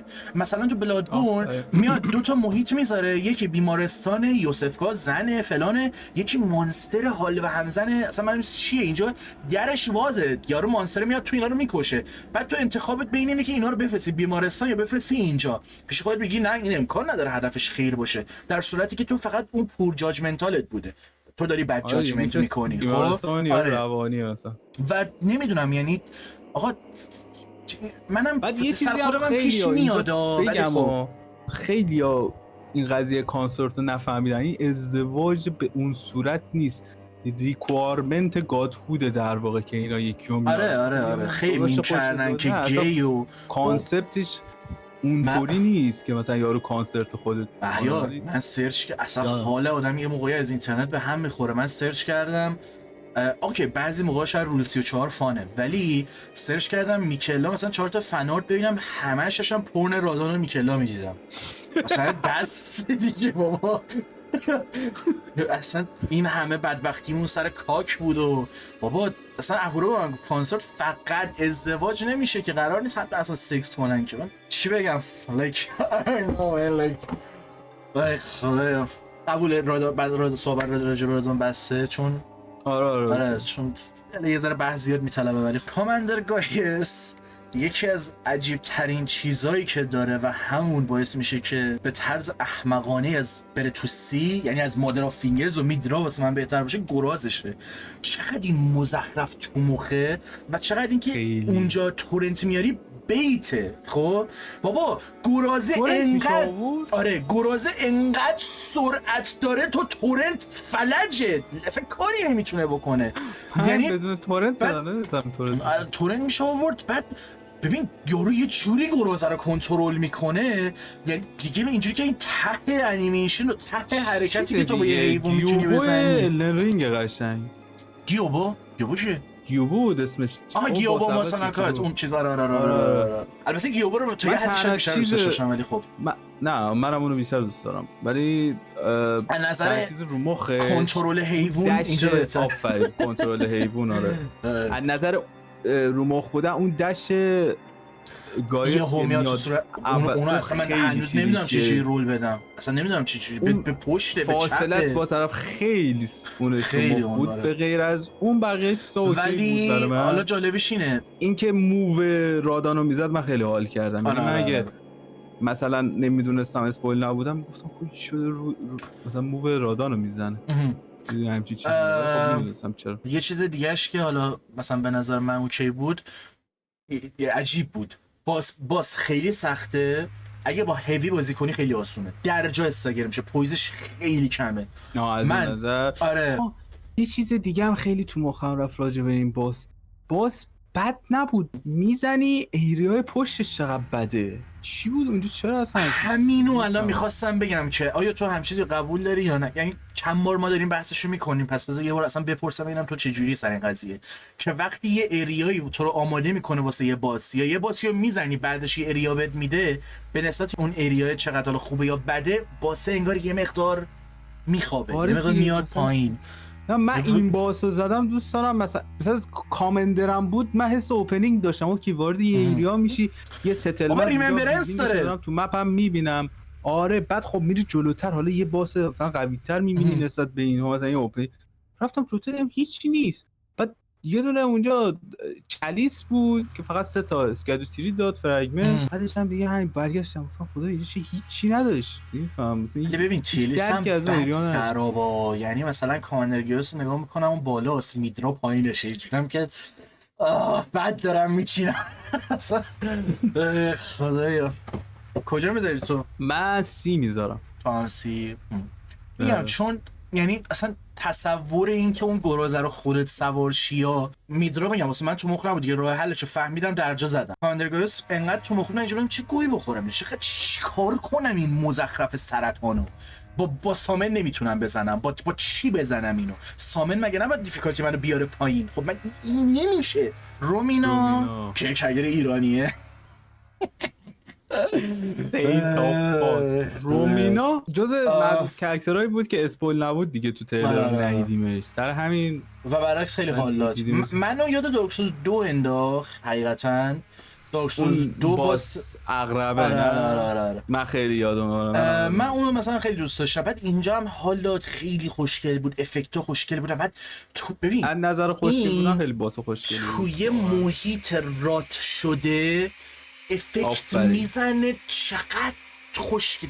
یعنی اصلا یه تناقضی که اونجا دارم اینقدر چشم نواز و خوشگل بود. خیلی با محیط خوب بالانس شده بود کاراکتر دیزاینش. بعد حالا این نمیدونم مشکل میشه گفت مثلا، ولی تو میتونی یه کاری کنی جابجا میشه بین پاهاش گیر کنی و باهاش بری. اینم باحال بود سامو نمیدونم. یعنی شاید بگیم بده ها که اون که کالیژن مثلا باز انقدر بده که تو بهش گیر میکنی. ولی اونم باحال بود. من حس می‌کردم که من دارم موقعیتم استفاده یاد می‌کنم. یه چی افتادم. چی؟ بیل شکمش چرا دمیج میده؟ وای روانیم داشت میشه. شکمش دمیج میداد نمیدونستم من. آره این سینه‌اش وقتی میره رو به جلو مثلا تو رو هول نمیده، تو رو دمیج میده پرتت می‌کنه. روانی داشتم. اینو گفتی من یه چیزی خیلی خوشحالم دمیج نمیداد. پای این اسمش اینجا هست. گولما هست، این گولماتیشیا وقتی پاشون خاموشه لهت هم بکنه دمیج نمیده و اینطوری میگم خدا شکر که حداقل این یه دونه رو فکرشو کردید. 40 دقیقه فرض کن داری همینجوری اتاک میدی و چقدر بورینگه. گالما که همینجوری خیلی هم چیز میشه. رومینا برای من حقیقتا بیه، چون نگاه میکنم از کاماندر گیرز خیلی خوب بالاتر. یعنی یه چیزایی داره که با اون انیمیشنش حال میکنم، با ترکیب اون انسان عقربه حال میکنم، راتبه اون افکت رو میزنه.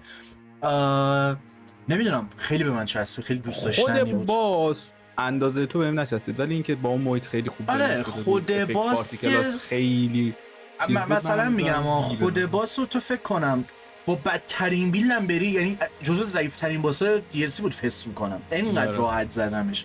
ولی مثلا چند بار هی سعی کردم یه موقعیت برای خودم بسازم، مثلا هیلم کم باشه ولی یه مسیجم اپریز شه هیلشم. فاکینگ ببین چقدر بیکار بودم داشتم ولی باز خوشگل بود، مثلا دوست داشتنی بود. یعنی آره از اون نظر خب واقعا از میدرا بدتره، تو بخوای بگی تکنیکالی از نایت بدتره. ولی من میگم رومینا مثلا من احتمالاً بیشتر یادم بمونه تا چی بهت بگم تا مادر آف فینگرز، شاید حتی اونجا محیطش انقدر قشنگه رومینا شاید بیشتر یادم بمونه. من گذاشتم بی. تو هم گوشی بی داداش استیشن نرونی.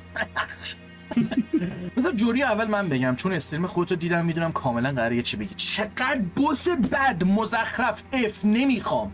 ببین دانجن میری چقدر خوشحالی و لذت میبری از اینکه اینجا کجاست، چقدر خوشگله، چه اریایی فوق‌العاده است. از اونجا میخوری به ابیس، هولی شت ایول.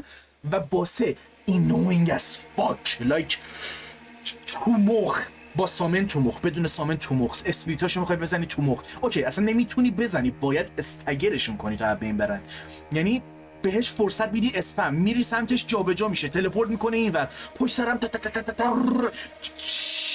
من آرمورد کور 6 مگه من دارم بازی میکنم؟ نه آرمورد کور 6 مگه دارم بازی میکنم؟ نمیخوام. تو خیلی راحت تر زدی، من اصلا داشت کسولم کرد، داشت دیوونه داشتم میشدم اینجوری بودم که وای یه دونه دارم میرم سمت یارو، بالاخره دارم بهش میرسم، یه دونه 300 کیلو چربی یهو میفته روم. یه ذره حالا خودم دارم آفندد میشم به اون آدم چاقال. خب نمیتونم، نمیدونم اصلا حال نکرد. ایریا ببین فقط برای ایریا راحت من میتونم بذارم ای، خب مخصوصا که بعد دانجن میرسی اونجا، یعنی کاملا اون کانترستش عوض میشه، رنگ و لعابه عوض میشه.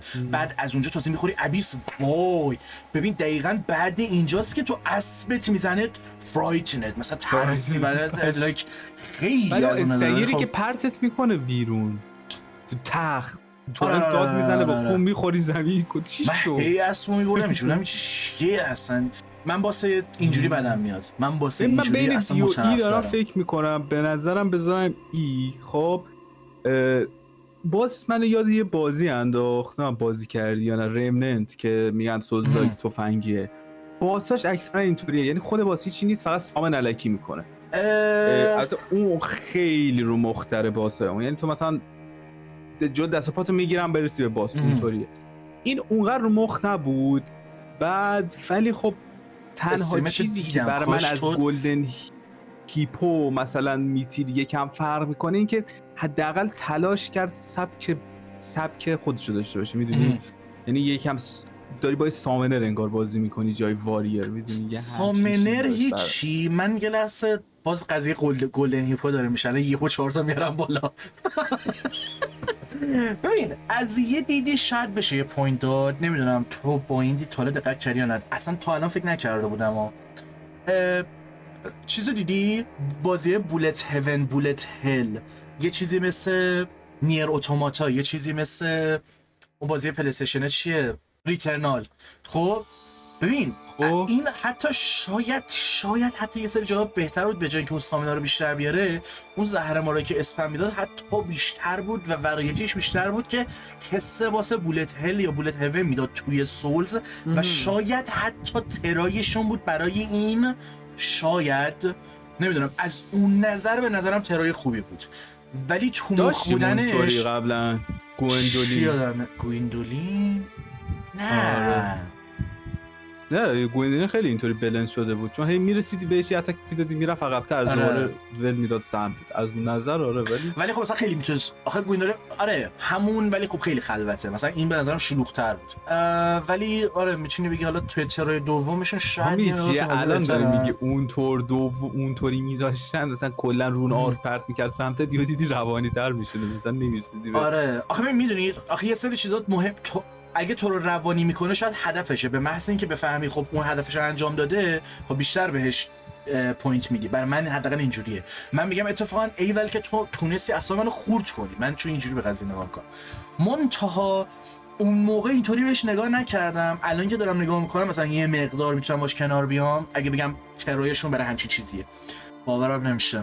تو همزمان داشتم به چند تا چیز فکر میکردم، بعدم یه لحظه این ور رو بگیرم اون ور دست دادم جفتش رو دادم رفت. چی داشتم میگفتم مایا؟ به خاطر این که اون تو یه پلی استایل مشخصی داری، یه فرمولی داری. خب وقتی همه از بازی سولز اصلا اومدن توی لرنینگ، صرف وجود یه جامپ همه چی رو عوض کرد و تو یه سری جا باید اون ماینست قبلی تو کنار میذاشتی. یعنی تو ماینست تو سر جوری باید به نظرم کنار بذاری که بگی اوکی گود ترای، باحاله، کاش از این باسه این شکلی بیشتر داشته باشیم که مثلا باحاله و یه جا باید جامپ بزنی، رول بدی، بری چپ بری راست، یه موقعیت پیدا کنی بری تو صورتش که تازه اونم تلپورت کنه اونور بی پدر مادر. ولی خب حال نداد دیگه، یعنی در نهایت حال نداد. از اون دید آره کاش بیشتر ترای کنه فرام سافر ها. نمیدونم از دید اینکه مثلا بولت هیون، بولت هل توری، چه میدونم سولس باسایی مثل 10 تا ما اون داک سنگی ها رو اسمشون یادم نمیاد ته هر دانجن بود ببینی. آره مثلا باسای اینطوری بزنن ته دانجن مثلا بهتره تا اینکه مثلا هی ما از اون بربرا ببینیم که فقط وپناشون فرق میکنه. اینجور چیزا رو خیلی میتونستن. خب تایم کانسیومینگ دیگه، حالا تو ایده‌شو بده. آره. کلا یه چیزی هم که هست و اینو امیدوارم حالا بچه‌ها که این ویدیو رو میبینن متوجه باشن، اینه که با فاکتورهای مختلف جای همه این باسا عوض میشه. اونقدر چیز نیست، یعنی آره اوکی دیگه همیشه اینطوریه. آره. مثلا من الان بخوام بیس الدن رینگو ریت بدم، فکر کنم گاد اسکین دور رو بذارم F یا E، بعد بیا بگو تایر لیست OST میره یا مثلا S. آره یه همچین چیزایی همیشه هست. شد و تیری آواتارم برای من F، خیلی صادقانه بخوام بگم، به خاطر اینکه من بذار من بگم به خاطر اینکه یه چیزی داشت من اذیت کرد. ببین دیدی چت یه چیزی اصلا نمیگم چت، یه نفر بهت یه مسیر میده یا یه مسیر ذهنی فکر میکنی، وقتی میخوای با اون مسیر ذهنی بری داغونت میکنه اون چیزه، چون باید اصلا مسیر ذهنی تو عوض کنی. من اصلا نفهمیدم این باز گیمیکیه. اول متوجه نشدم چرا هی بلند میشه. مثلا هر دفعه میخواد اینفینیته، آره بعد یه چیزی پیدا کنی بکشی. آره هر دفعه میخواد بلند شه قراره 20% ازش میش کم شه، من بعد یه جا بندازمش پایین. چیکار اصلا دیوونه‌ام کرد، اصلا هم حال نداد. خیلی واسه ایمپرسیوی بود شاید از نظر یک سری چیزا، گیاهه داری باش فایت میدی اینا و یک سری موومنتاش مثلا باحال بود نگاه میکردی. گریت رون میکلا رو بهت میده تو اینجوری که یا علی چرا داره اونو بهت میده، و حتی منطقیه چرا 3 بار بلند میشه به خاطر گریت رون میکلاس انگار مثل اینکه. ولی لورو اینا به کنار نمیتونم، من خودش فایتی میره کنار همین جوری، یعنی این میره. تنها چیز باحالیش این بود که همین سورپرایز شدنش دیگه، تو هی میزدی هی بلند میشد، هی میزدی هی بلند میشد. یه چیزم بگم، وای من کل محیطو گشتم، وسط نرفتم، حتی خودم پرت کردم پایین جوری اینجا هیچی نیست. یه لحظه چت به من گفت بابا یه دقیقه برو اونجا یه چیزی هست. از وسط رفتم گله یهو بلند شد، کمون من این باسو میستادم. اونطوریه. خیلی ناراحت میشدم، اینجوریام که ولم کن دیگه. و من خودم پرت میکنم پایین یه چیزی پیدا کنم، بعد فرض کن اینطوری میس میدادم. ولی یه حرکتشون خیلی هوشمندانه بود، سر رو مخ نشد. دو تا، یکی این که استگر میکردی کلا با 20% با کمبود 20% چیش بلند میشد، و اینکه اول فیز 3 خودشو میترکوند استگر میشد. این دو تا حرکت به نظرم خیلی خیلی رو مخ تو هی بعد اونقدر تو مخ نبود، از جوری کمتر تو مخ بود. یه چیزی هم مهیار همینطوری دارم میگم حواست باشه، نمیدونم تا حالا دقت کردی نکردی، توی تیر لیست اون عکسی که چپه نزدیکتره به اف. اینو نمیدونم. آره. چون دیدم نزدیکتره، یعنی راستا بدترن اینطوری. آره راستا بدترن. بعد اگه مثلا شادو تیری آواتار قرار بیاد ای، پس نزدیکتر میشه به اف، یا میره ته ای یا میاد اول اف. آره جوری الان مثلا به نظر من بدتره.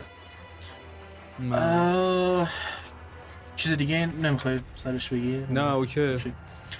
رلانا اولا که خیلی احمقانه بود، یعنی من با اینتلیجنس بید اینطوری بودم که پریانلی، ولی جدا از اون باسایی بود که عقب وای میسه، به تو اوپنینگ میده، اگریسیو بخواد باشه هست، همه جوره بالانسه. نمیدونم چه جوری اینقدر بالانس بود. هنوز از مزمر کمتر به نظرم بالانسه، ولی تو با هر بیلدی هر جوری باش پلی بدی حال میکنی. یه ضعفی که کل لرنینگ به نظرم داشت، آره. یه ضعفی که کل لرنینگ به نظرم داشت اینه که با یک سری بیلدا تو بازی رو تجربه نمی‌کنی، کلاً هضم میشه. رنالا به نظرم با اکثر بیلدا جواب بده، یعنی با اکثر بیلدا تو همون تجربه رو داری میگیری و خیلی خوبه که تو هر چی برمی‌داری باز اون تجربه مد نظر رو میگیری و میتونی بزنی. یه کاری کرد ترند شد تو توییتر، همین به نظرم خودش کلیه. اینقدر همه اینقدر رود بلاک شده بودن مردم که ترند شده بود تو اینترنت که همه داشتن در مورد این باز صحبت میکردن. همون خوش کلیه مثلا خیلی بر من استیره. بعد اینکه پترناش خیلی سخته ولی وقتی یاد میگیری حال میده به همون از اون پترن اسلوی که تو مخه میگم هم داره مثل میدرا، ولی حال میده. اگریسیو میشه بای فقط میزنه، تو نمیدونی کی قطع میکنه. این قشنگ اینطوری که این اتکش تمام میشه من بزنم. یه همچین فازی داره ولی خیلی خوب. من خیلی خوشم اومد. وای یعنی میگه اینو از رودان بالاتر بذارم. من میذارم خب یعنی میگی Don't dare you. مثلا من کار ندارم اون یارو جرالد رودان این مثلا خواهر اونا کار ندارم، ولی خب مثلا کار ندارم کلا، ولی بالاتر بر من. حالی که سر این باز کردم سر رادان نکردم جدی. آره برای منم همونه. من ته اسم میذارم، یعنی خیلی راحت میتونم تصمیم میگیرم راحت بیارم. همه چی فکر کرده بودن تو. من اومدم زرنگ بازی در بیارم، رفتم اونجا فیز دومش که داره شمشیرش میاره، بعد اتکای رنج میزنه دیگه. من رفتم نزدیکش وایستم، ولی بار گفتم خب اتک رنجر میاد تو صورتش اتک میزنم. یهو دیدم فایر استورم زد، اینو زد مردم. گفتم دهنتون سرویس بگیرم. حتی ببین خیلی جینیسه، به خاطر اینکه تو میگی پانتیف لایک باسه، پس فقط پریانلی میرم. منم همون فکر کردم که رفتم دیگه دهنمو سرویس کرد. من اون هیچی، حتی همین چیزی که داری میگی تو ماه همینو انجام میده. من چقدر پلیر دیدم که ماه رو میبینن میگه خب که الان ماه رو پرت میکنه سمتم دیگه میکوبه زمین، و تو اینجوری که میمه گوجه رو گذاشتن. ماهش قشنگ اونطوری بود که تو باید استایل جامپ الدن رینگ بازی کنی. رول بخوای بزنی دهنت سرویس. اینش هم جامپ بزن. درود بر تو. اینو من یادم میرفت بازم ناراحت میشدم. اینش هم خیلی خوبه. من انقدر جامپ توی الدرینگ مهمه، در ازاش چقدر باسای کمی هستن که از تو حتما بخوان جامپ بزنی. که اوکیه تا حدی، ولی یه سر جا مشکل آی فریم تو بخوای نخوای رول بد آی فریم میده، و اگه اونا بخوان انقدر اون چیزا رو زیاد کنن که آی فریم تو رد کنه. یه مشکلی که داره تو آی فریم یه قسمت آی فریمی بعد میای رو پا جامپ میپری داج میدی، تو اون تایمی که داری میای پایین گاردت بازه. من سر فیزه که چیز خیلی اینطوری میشدم، سر فیزه که ملیک است که اون کل اسپلا رو میتونی بپری، ولی من همه رو رول میزدم چون میپریدم بعد داشتم میمادم پایین یه دونه میزد تو سرم. این مشکلم خیلی اصلا من خودم ویدیو دارم سر که من الدن رینگ رو اشتباه بازی میکنیم. در اصل باید با هیوی بازی کنی دیگه، یک اسپم نیست، باید با جامپ اتک بازی کنی، جامپ خیلی خوبه و اینا، ولی با این حال بازم رول میدم چون میدونی خیلی ولید آپشنه، یعنی خیلی دم دسته. حتی منو تا یه حدی از نظر دیزاینی یاد بلادبورن میندازه. تو میگی 1000 تا مکانیک دارم ولی هیل انقدر اوپیه که برمیگردم عقب هیل میزنم دوباره میرم تو صورت انمی دیگه، چه فرق میکنه. رولم اونجوریه، انقدر ولید آپشنه تو اصلا یادت میره یه سر جا جامپ داریم، یه رولر رو یاد میگیرم. ریسکشه دیگه. مثلا بلادبورن بخوای با اون هیل برگردوندنت بخواد بازی کنی انقدر ریسکی و بعد اطمینان داشته باشی به خودت، معمولا ترجیح نمیدی. مثلا فکر کن باز اچ پیش 20% مونده، تو میگه اوکی میام عقب هیل میکنم دیگه، اون همون ریسک کنم. جامپ هم یه سری جا به نظرم همینه، چون تو خیلی دقت بیشتری میخواد یه سری جا، خیلی چیز سرها خیلی ریواردینگ تره. تو جامپ میزنی اتک داری میدی، میای پایین آره. اتک میدی بعد دوباره این کارو خیلی ریواردینگ تره، ولی واسه اون پلیرشه. یعنی واسه من واقعا من ارزشو ندارم. رول سیفه، له هم میشی اون آی فریم نجاتت میده، یارو بشقاب میزنه رو دقیقاً. کل زمین رول میری تمام میشه میره. دقیق. بعد خیلی خوبه اون تو میکوبه عالیه. زمین تو رول میکنی. میدی تمام شده رفت. مزمر میخوای تو اول بگی؟ بذار تو اول بگو. چون مزمر یعنی یا آبم بخور اگه پرفکت بخوای. باس. نه اوکی اما چیزا یعنی پرفکت هیچی نمیتونه هیچ بدی نمیتونم راجع به این باس بگم. سینماتیکش خوبه، موزیکش خوبه، آیکان DLC. تنها ناراحتی اینه که نسبت به مثلا خواهرش که ملینیا باشه خیلی ضعیف تره. از اون نظر ملینیا رو مخ این بیش از حد بالانسه. من مثلا انتظار داشتم یه HP 2ی نمیدونم HP بیشتری. دقیقا سر اتفاقی که با گادفری افتاد دیگه. گادفری هم باس پرفکت ولی خب خیلی زود تمام میشه. این هم اینطوری، یعنی من اینقدر خوب بود دوست داشتم بیشتر باش فایت بدم. تنها چیزاش هم همه، یعنی مثلا اون اتکی که میاد مثل نیزارو پشت سر هم میکوبه، اون با یه آی فریم تو داجش میدی. به ظاهر چیز اوپی میاد ولی تو با یه آی فریم داج میدی. خیلی چیزاش به ظاهر سریعه. اگه با دقت بازی کنی داره گولت میزنه. یه خیلی سرعتیه اینجا که وای من چجوری داج یه داج میدی حل. تمام.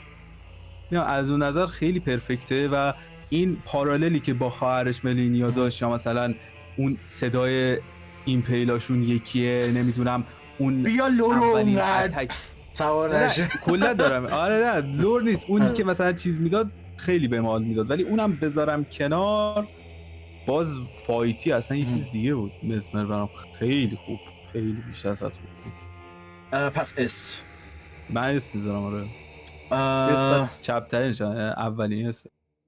آره برای منم همونجوریه. مزمر فوق‌العاده بود. یعنی بعد من نمیدونم این با رلانا پارتنر بودن. آره چون من اوکی بعد الان دوتا پارتنرها هستن برای من جفتشون. آره زن شوهر پارتنر بودن و اینو فکر کنم تو خود آیتمای رلانا بیشتر میخونی تا مزمر.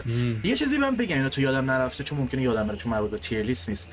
فاکینگ مدل چشم مزمر رو در آوردن تو چشمش ماره دیگه. تو خب اینو تو کاتسین تو میفهم، ولی چیزی که مهمه رو مارا هم چشم هست. چشم معمولا تو اثرهای میازاکی نماد اینسایت داره.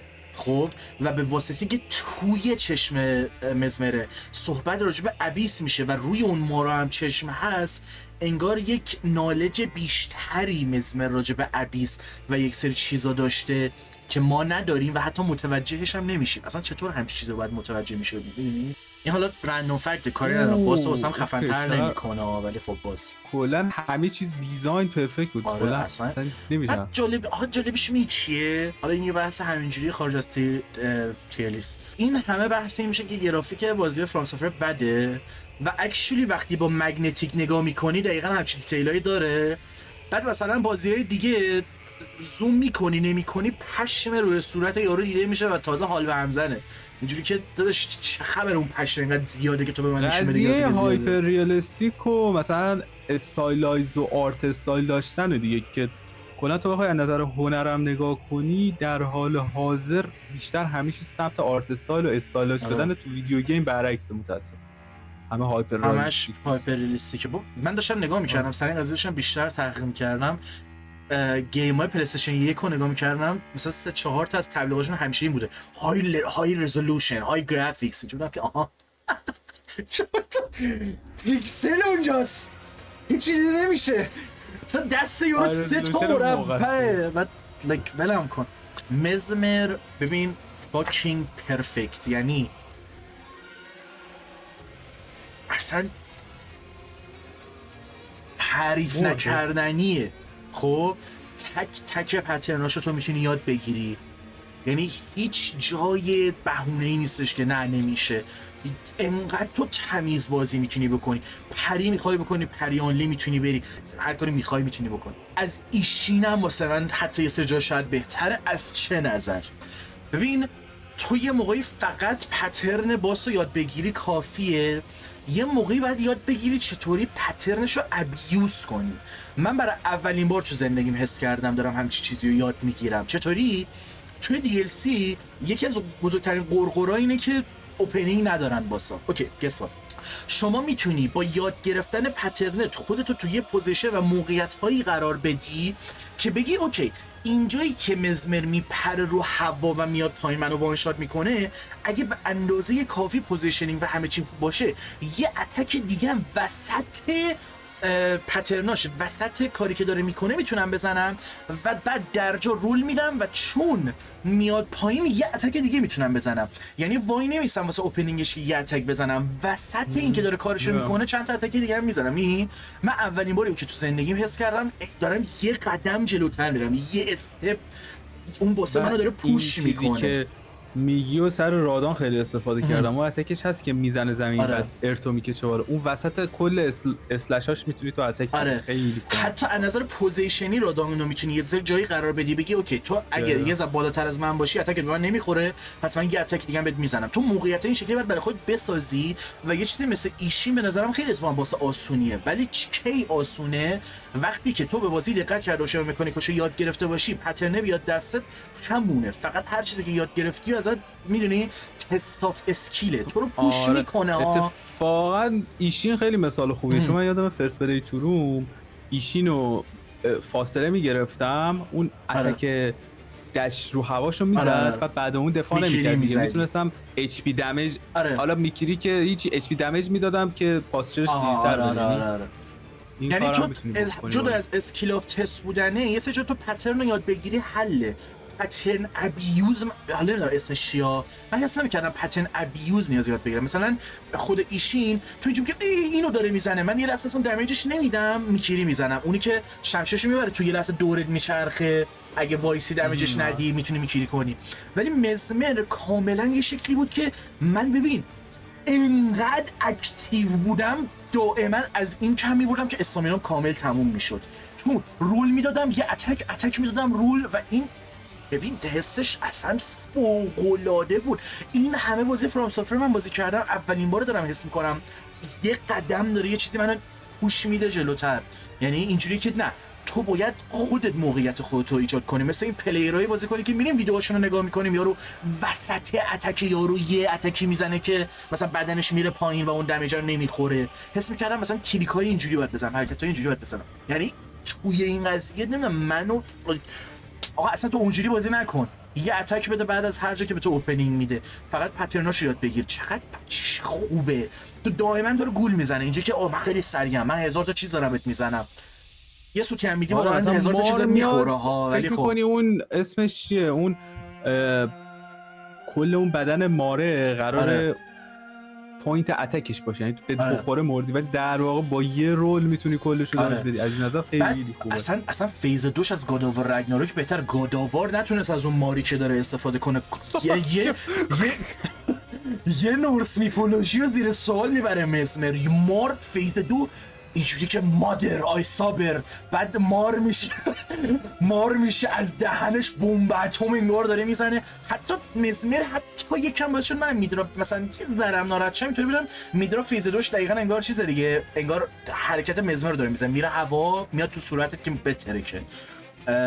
آره اصلا اون خیلی وای فیز 2 بعد چیز سامار میاره خیلی خوبه. تنها حرکتش که میتونی بگی یکم تریکیه اونی که یهو تبدیل به کلی مار میشه میان سمتت. اون امکان داره خیلی بده. آره اونو من اذیتم ولی اونم بفهمی. من سر اون یه موقعیتایی مردم، التماس میکردم میگفتم تو رو خدا اونو نزن، خواهش میکنم ازت. اینه که گیم پلی انجویمنت رو بذاری کنار، من از نظر میگم لوری از نظر این که تو یه کرکتری رو بهت میگن مثلا این امکان داره داداش فلانی باشه، بعد میری باش فایت میدی میبینی این دوتا اصلا دی ان هاشون یکیه تو فایتشون. خیلی حال کردم. مثلا اون اولش میاد زمین میتر که فیز 2 ملینیا هم توی شروع میشه، یا مثلا اون اتکیش که شبیه واتر فلوه ولی خب خیلی آسان تر میاد، تق تق تق تق میزنه زمین یهو سیخ میره بالا. مثلا خیلی از این نظر هر چی بگی داشت، از هر جهتی تو همینش بسازی استیره. آره همینش بیا این یه دونه رو تقلب کنیم لو رو بیاریم. ببین چقدر آخه دیگه بالاتر نمیره. بذار من بذاریم بالاتر. چقدر قشنگه که اولا که این حالت تئوریه، اینو یهو نفتاد بچه‌ها بگم، اون مپی که شامن ویلج شبیه ماره، یعنی به نظرم یعنی شایده تئوری نیست واقعا ماره، قشنگ نیم، چون حتی اگه از ساید نگاه کنی یه چشم مار داره، دقیقاً هم انگار کوره تو خالی، یه نیم دایره تو خالیه، نشون میدم بچه‌ها علامت میزنم. از بالا نگاه کنی دوتا چشم داره. حالا جدای از اون ببین اون جسچر اوماده رو مثلا این هنوز مادرش رو دوست داشته و کل این سرزمین رو پرچ کرده، کل اینجا رو سوزونده، ولی جایی که مامانش مثلا به دنیا اومده اونجا اصلا دست نزده، نسوخته. I'm like bro I'm literally mesmer. اصلا از نظر سینماتیک اونجا که میاد از مادرش اول ببین خودش ابیوز شده، از مادرش معذرت خواهی میکنه، میگه دارم سیل تو میذارم کنار. آره بعد یهو حس مثلا یه انیمه شونه مثلا ناروتو ناین تیلو می آورد میداد به من، یهو ور میداره اون ماره رو میاره. خیلی یه چیز قشنگی هم که حالا اون روز من بهت گفتم تئوری اصلا رو این سوار نشید، شایدیه.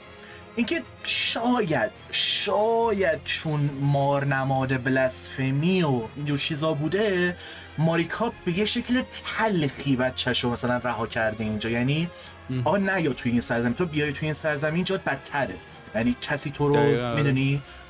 آقا دقت کنی تو شادو فرتیری گلدن اوردر اونقدر نفوذی نره دیگه. این بیاد اونجا میشه رایکار. آره و جفت طرف قضیه واسه من قشنگی، یعنی یه چیزی مثل رادانه که تو چه تصور اینو داشته باشی که رادان این چند شده قشنگه، چه این چند نشده قشنگه، چون یه وارمونگر بتل دوستیه که نه خودش هم یه رویای بچگونه داشته که همه جا جای جنتل تری باشه. یعنی از جفت طرف قضیه وقتی یه سری چیزا این شکلی قشنگ در میاد واسه من خیلی دوست داشتنی. آقا اسپلاس این اصلا جاش کنار بیلود واقعا God damn bro, like یک ساعت میتونم سیمپینگ مزمر بکنم. آها بعد یه چیز جالبی که داشت برای من این مارا و اینایی که بود با سرپنت رایکار زمین تا آسمون فرق میکرد، یه چیزی جدید اومده بود، فایرش حتی کالور پلتش فرق میکرد، نحوه خود اون ترکیدن فایر، حتی اون افکت که رلنا هم داره فایر اینه خیلی میگم یه چیزم بگم یه چیز جدید آورد. به نظرم مزمر حتی مثال خوبیه برای این که ببین کل مارکتینگ اصلا رو مزمر بود تا حدی. آیا برای ما ذره خراب شد؟ یعنی at this level وقتی فرام سوفت‌ور گوده خوبه، خب مشخصا وقتی میدرا یه مقدار اسپویل میشه خراب میشه تو اینجا که اوکی باز پس اونقدر واسه خوبی نیست. آخه نه همین ما گفتیم دیگه، گفتیم اسپویل میشه میری میفهمی که چیز جدیدی نداره. ما همه تا قبل فایت مسمر فکر میکردیم چشش شیبری داره یا چشش دراگون کامیونه چون لباس دریک هانترها رو پوشیده و اینکه اونجا داره میتر کنه اون شیبریه. بعد رفتیم تو گیم دیدیم اصلا کراس مریکای بعد ولی هنوزم حتی مثلا اگه اون چیزا رو هم نداشت من میگم بازم فقط اون چیزا رو نه اینکه مثلا پترناش اینا بازم هنوز گاتلاک بود، یعنی بازم هنوز اون لول خوب بود. آره از نظر فایت که 100%. ولی از نظر لور آره حق شد. مثل چیز میمونه دیگه، مثل رادان و ملینیای بیس گیم میمونه. میدونستیم اینا، میدونستیم حتی چطوری فایت میدن. ولی جفتش چقدر میدونی چی شد؟ یو علی دیدی پشتمو شیراندازی برو بابا کنیکشنا چی داره میشه نه چرا تو ساختمونه خاموش شد بعد ذهنم پرید.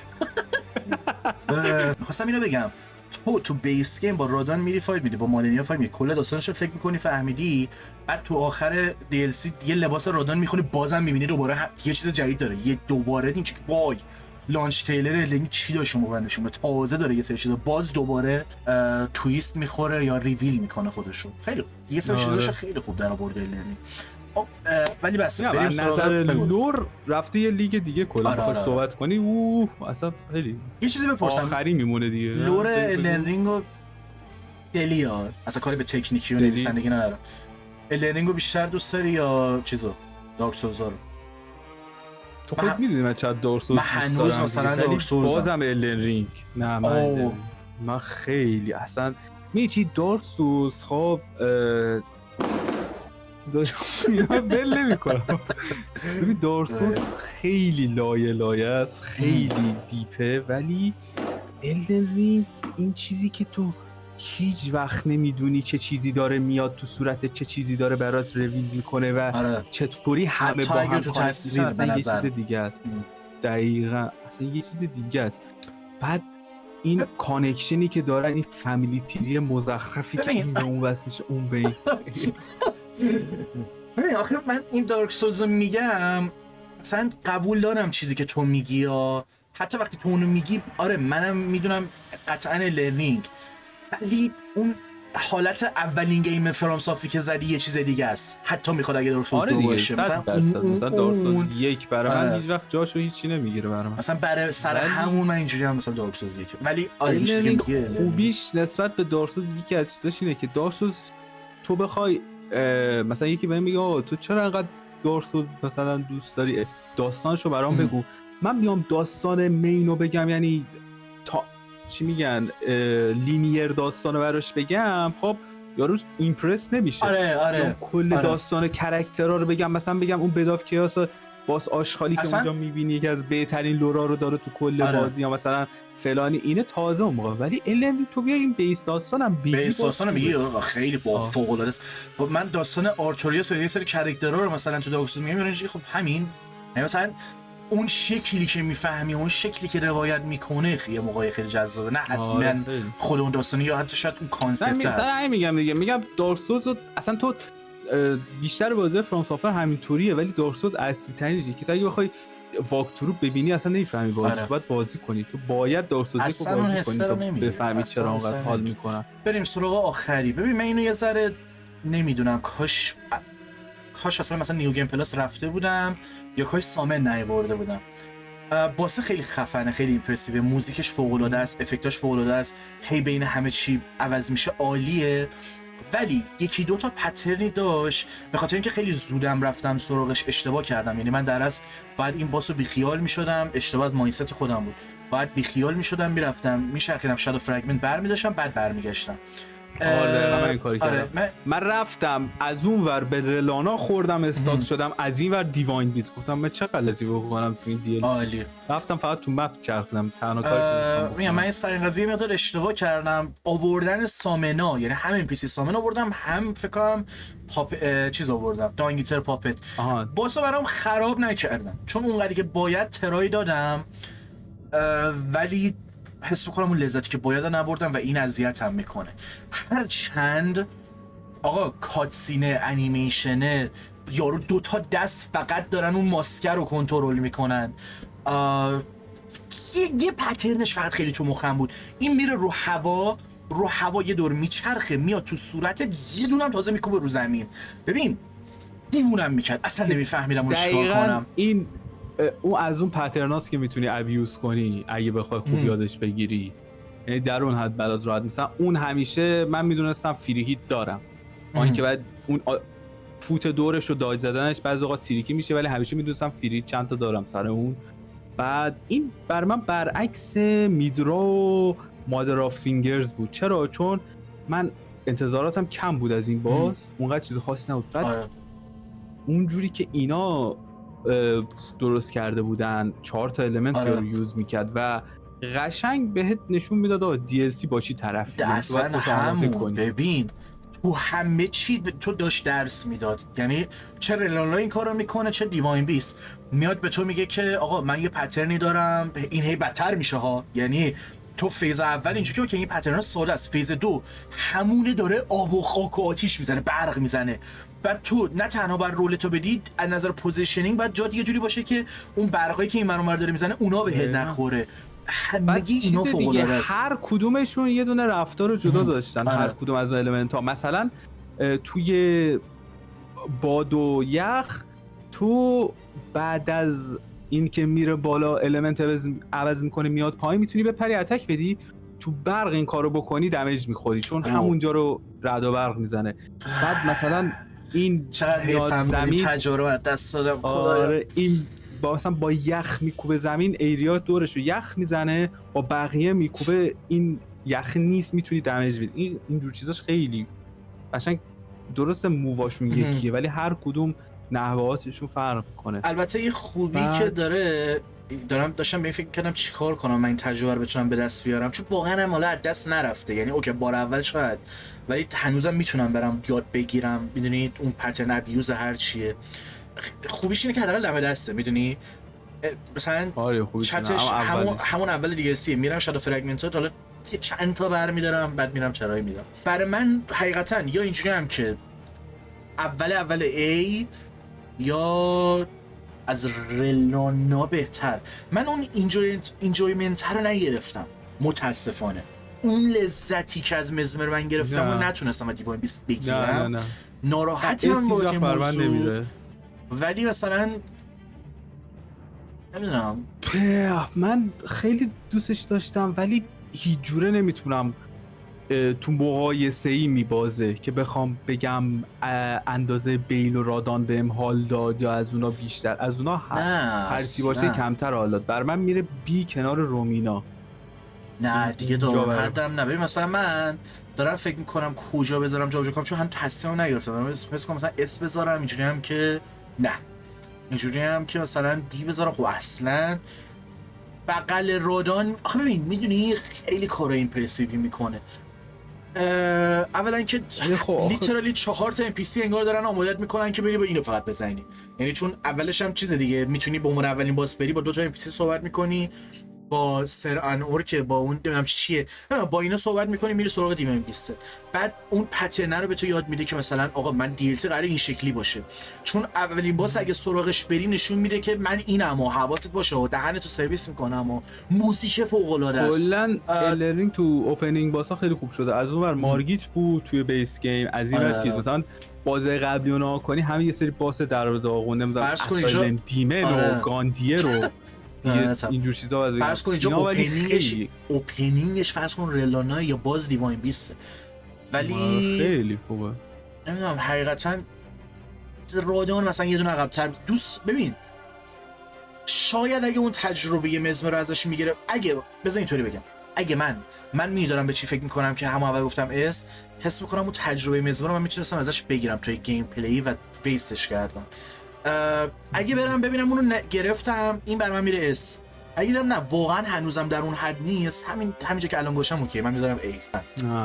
من بی میذارم میتونه، چون نمیگم بیل و رادان اصلا یه لول دیگه بودن برای من. ببین آخه بذارم یه تهش داری میذاری دیگه، یعنی اگه بخوای بذاری باشه ولی باز میره توی سطحی. آره میفهمم اندازه مثلا بگم رومینا الان در حد دیواین بیست نیست. یعنی من میتونم رومینا رو بیارم بغل گایوس و میدرا بذارم حتی، ولی خب کل چیز به هم میخوره دیگه. ولی این مثلا 10 تا لول از رومینا به نظرم بالاتر بود، ولی خب اندازه بیل و چیز نمیشد. آخه همون تو ببین منم چیز کردی، من اینجوری هم دیواین بیست بغل رادان لعنت میگم از نظر واقعا مقایسه خرابش میکنه. اگه همینطوری در نظر بگیرم اس و ای پوینتش همینه دیگه. آره پوینتش همینه، ولی این یه دونه رو بذار تقلب کنیم بذار. من ته ای میذارم، ته ای میذارم. همین چیز دیگه ای فقط جا نیونه که فولینگ استار گاس یه همه رو زدیم چیز خاصی همش اف. یکی از باسای ته دانجنه.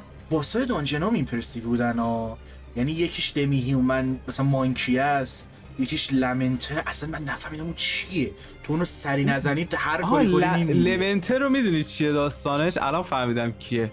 این یارو یکی دیگه از بچه‌ها زده بود تو چت، هم گفت این چه آسون بود فلان، بعد مثلا که با لول بالا رفته بود. اینو با لول خودش بری خب بعضی اوقات میمیری نمیفهمی چی اتفاقی داره میفته. بعد داستانش اینه، این یارو یه سری کلون میسازه خب بعد اون کلونا رو تو اون تایم باید بکشی، نباید بری خودشو بزنی. به ازای هر کلونی که زنده بذاری یه دونه از اون مشکی چیزا. بده. آره، اورب آره. مشکی پرشه این سادته.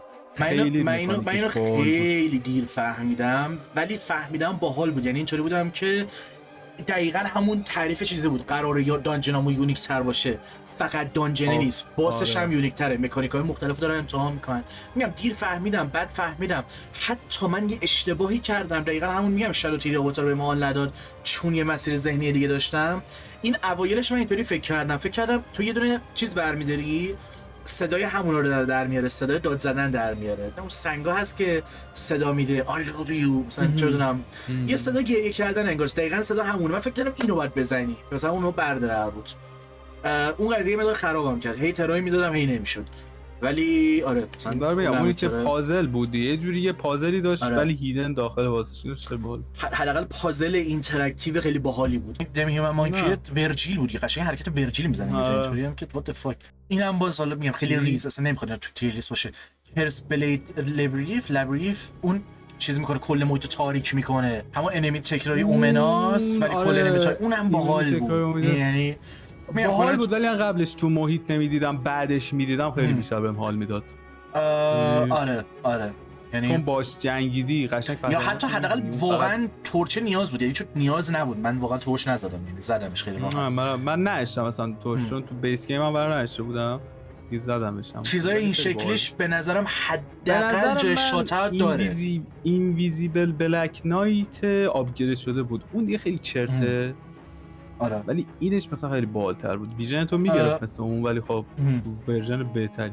این به نظرم واقعا اینا این سه چهار تا به نظرم جای شات اوت دارن واقعا، به خاطر اینکه اینو قبلا بهت گفتم، یه چیزی که من تو دارک سولز خیلی دوست داشتم و تو دیگه ناراحتم نگرفتم، یه موقع‌های دیفیکالتی با پلتفرم بود، یه موقع‌های دیفیکالتی ران بک بود، یه موقع‌های دیفیکالتی ویژنت بود. یعنی مثلا تو یه محیطی میری هیچ نمی‌بینی، اصلا اون واسط اتمسفر درست میکنه. یعنی دیفیکالتی با شکل‌های مختلفی بود، فقط واسه دیفیکالتی مثلا آیرون گولم تنش مینداخت پایین رو مخت میرفت مثلا.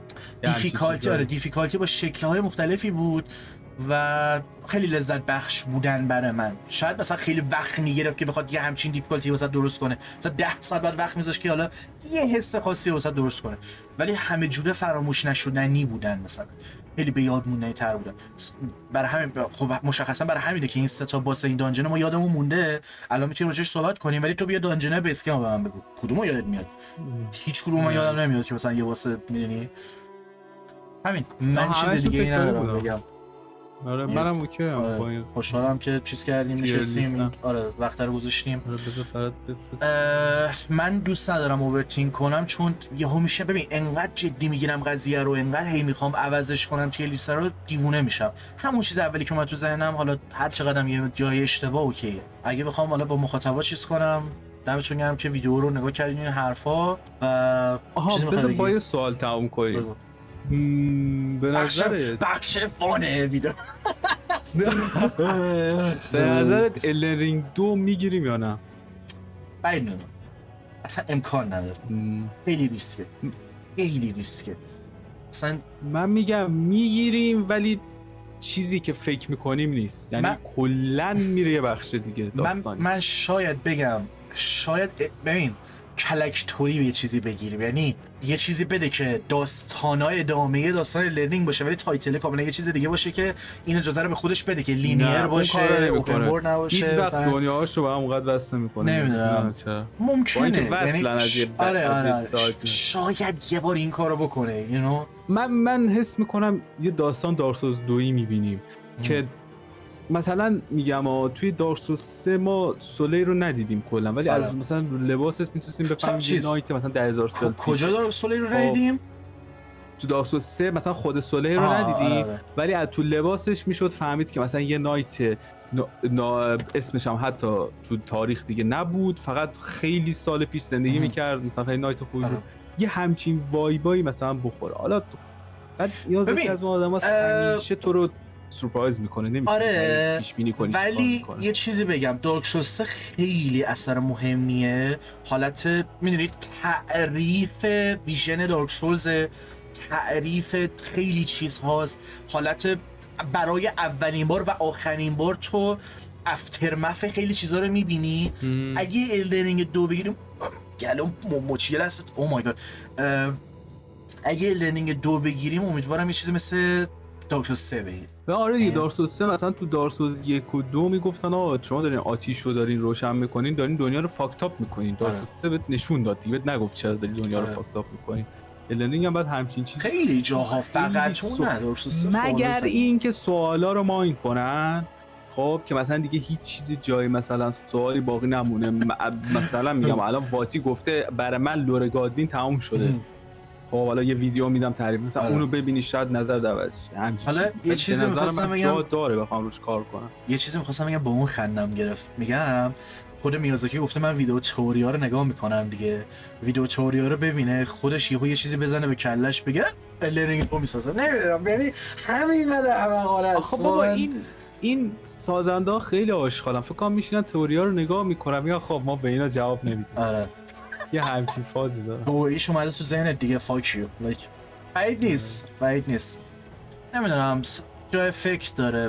من بعید میدونم، چون آخه ببین چرا میگم بعید میدونم، الدرینگ انقدر جنریشناله، انقدر اصلا مهمیه، نمیتونی اونو تکرار کنی. اگه قراره تکرار کنی یا وقت بیشتری میخواد یا هولی شت فرض کن بتونی این کارو بکنی. میدونی قشنگ تو اون حالته. اگه باشه زود نیست. آره دقیقاً مثل داستان چیز دیگه، هیچ وقت بهش فکر نمی‌کنی اتفاق میفته. مثلا دت استرندینگ 2 هیچ از فکر نمی‌کرد تا همین چند سال. من اون قضیهشو نمیدونم چون نرفتم. نه مثلا نه 2018 اومده، این داره 2025 میاد. 7 سال تفاوت دست بین این. چقدر زود میگذره وات. سر ویدیو رو با اون میمه کلیتو تمام کنیم. خدا زمان اینجوری میگذره فریا. نو آها همین چیز دیگه که نیست. نه دمتون گرم که ویدیو رو تماشا کردین. این حرفا شب و روزگار خوش. بای بای. Time is running out, my love, and there is much to do.